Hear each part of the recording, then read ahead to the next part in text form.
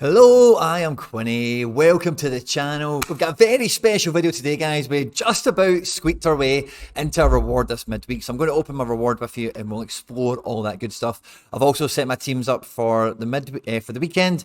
Wee bit of tinkering since the pro video that went out yesterday, so I'll give you a quick glance over what we've got and what we're looking forward to. And we can have a quick glance ahead into the prize pools in the midweek so we can start to get the right players at the front of our attention for this game week. Who's getting booked, who's getting injured. These are important things that you cannot overlook. At any point, guys, in the video, if you do, you laugh, you learn, you like something, whatever, please do subscribe to the channel, hit that thumbs up button below. It goes a long way supporting the channel, and I thank you in advance if you do so. Stay out of trouble, and let's get stuck into it.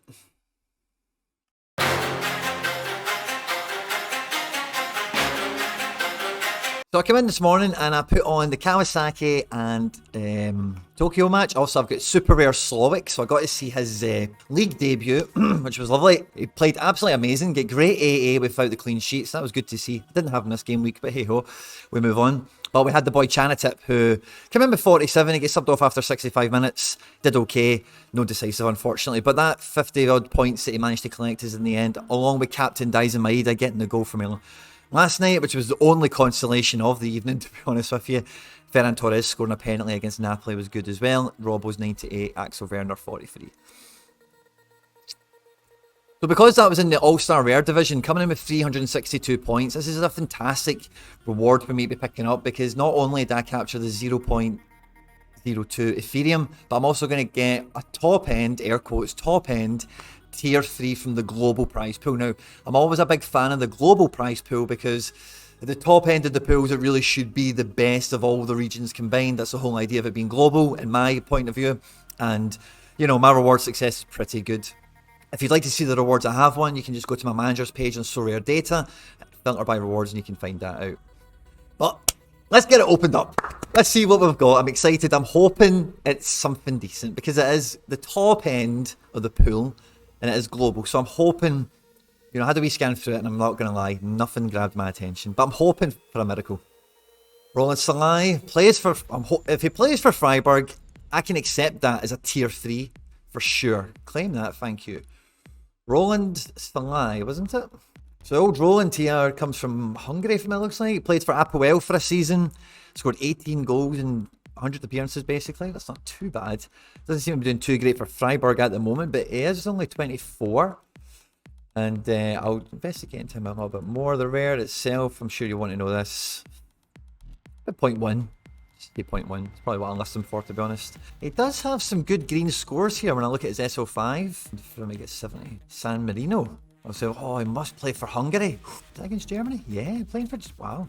Against France and Germany. Wow, big green scores. That's nice to see. His AA game seems to be quite lacking, and his minutes seem to be kind of all over the place as well. So it's a funny one because, wow, his international form is very noteworthy, to say the least, you know. So that's a funny card. You know, if I struggle to sell this, I'm not going to be really that frustrated, I don't think, because he's also got potential. Let's see what he's doing this season. Interesting. So he's only actually got 1 goal and 1 assist this year. Certainly since this season. Where does the season begin, really? Let's say from, yeah, August then, really. So 1, 2, 3, 4. So 4 decisives and only 2 of them were goal-related actions. It's like goal and clearances, you'll be getting that sort of thing, which is nice. It's just, yeah, his AA game and his minutes just isn't there at the moment.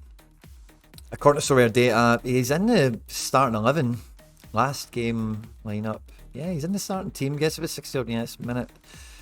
When Freiburg were shooting up the table, that's when his scores were better, you know. So when he was getting these big scores, Freiburg were popping up the table. So, but again, because he's a right mid, he's still maybe could be something here. We're happy with enough for that. So for this game week, I changed my teams around ever so slightly after watching the Europa League games roll in last night, seeing where managers had put their preferences and their priorities on rotation for some things. Really just kind of, and being at the Celtic game, I'm thinking for Celtic this weekend, it's going to be Giakoumakis, Maeda and Jota as a front three, Hatate back into midfield. Dundee's a very important game, cannot be dropping points, especially after losing at home. It makes it quadruple as important before the second leg. So I think he goes full strength and prepares the team for the following Thursday. And I'm hoping to get all 4 of my Celtic attack stack out into action. So in the limited, I've got Did I make him captain? I've got Maeda. I don't think that's a bit of a change. The pro team I made a bit stronger. I dispensed with doing a challenger team, and I dispensed with doing a U23 pro team. This is my all-star pro team, which I'm buzzing for. I think Giacomakis is going to start, and he's got a decisive or two in him. The mood and the form, he's kind of threatening to show, it feels like. And the rest of the teams get great fixtures and whatnot.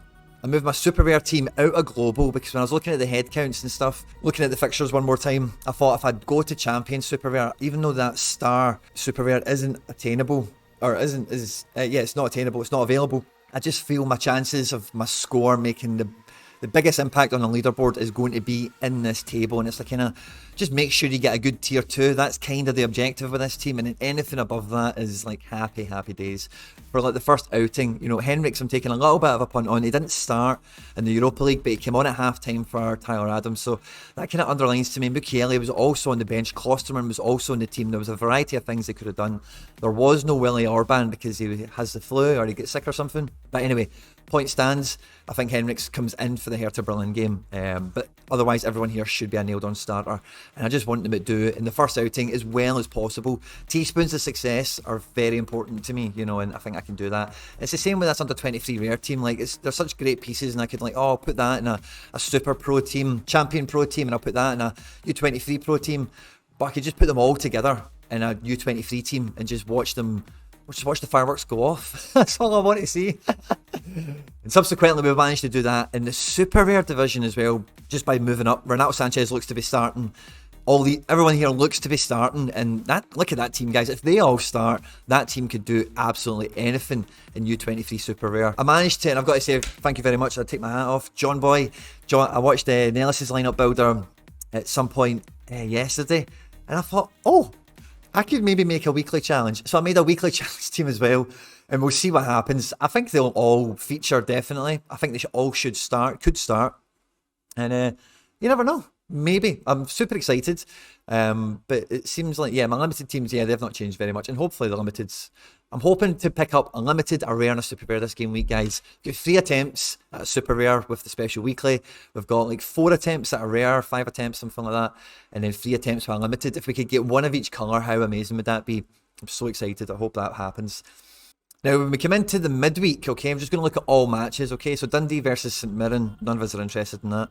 Champions League, Benfica Ajax is that is the attack of the stacks, isn't it?